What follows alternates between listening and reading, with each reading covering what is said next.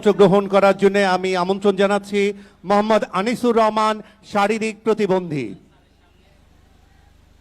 আজকে হয়তো সবাই দেখেছেন যে আমি মাননীয় প্রধানমন্ত্রী মহোদয়ের হাত থেকে একটি অ্যাপয়েন্টমেন্ট লেটার পেয়েছি।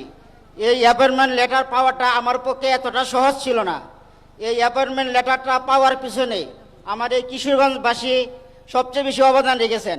বিশেষ করে আমাদের সাংবাদিক ভাইয়েরা আমাকে এবং আমার প্রতিবন্ধী বোনটাকে নিয়ে নিউজ করেন, যে নিউজটা আমাদের কিশোরগঞ্জ হুসেনপুর আসনের মাননীয় এমপি মহোদয় দৃষ্টিগোচর হয়।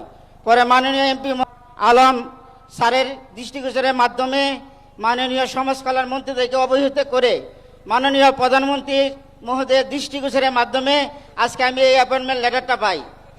আমার পরিবারে 5 জন সদস্য, এর মধ্যে আমিও শারীরিক প্রতিবন্ধী, আমার বোনটাও শারীরিক প্রতিবন্ধী, আমার বাবা হার্টের রোগী। আমার এই অ্যাপয়েন্টমেন্ট লেটার বা এই চাকরিটার পাওয়ার পেছনে সবচেয়ে বেশি যে অনুপ্রেরণা ছিল আমার মা।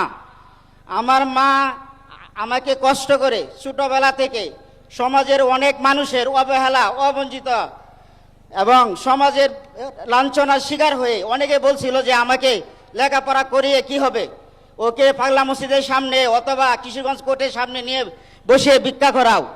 আজকে আমি সত্যিই খুব ধন্য এবং গর্বিত যে আমি আমাদের কিশোরগঞ্জের সকলের প্রচেষ্টার মাধ্যমে মাননীয় প্রধানমন্ত্রী মহোদয়ের হাত থেকে আজকে এই অ্যাপয়েন্টমেন্ট লেটারটি পেয়েছি।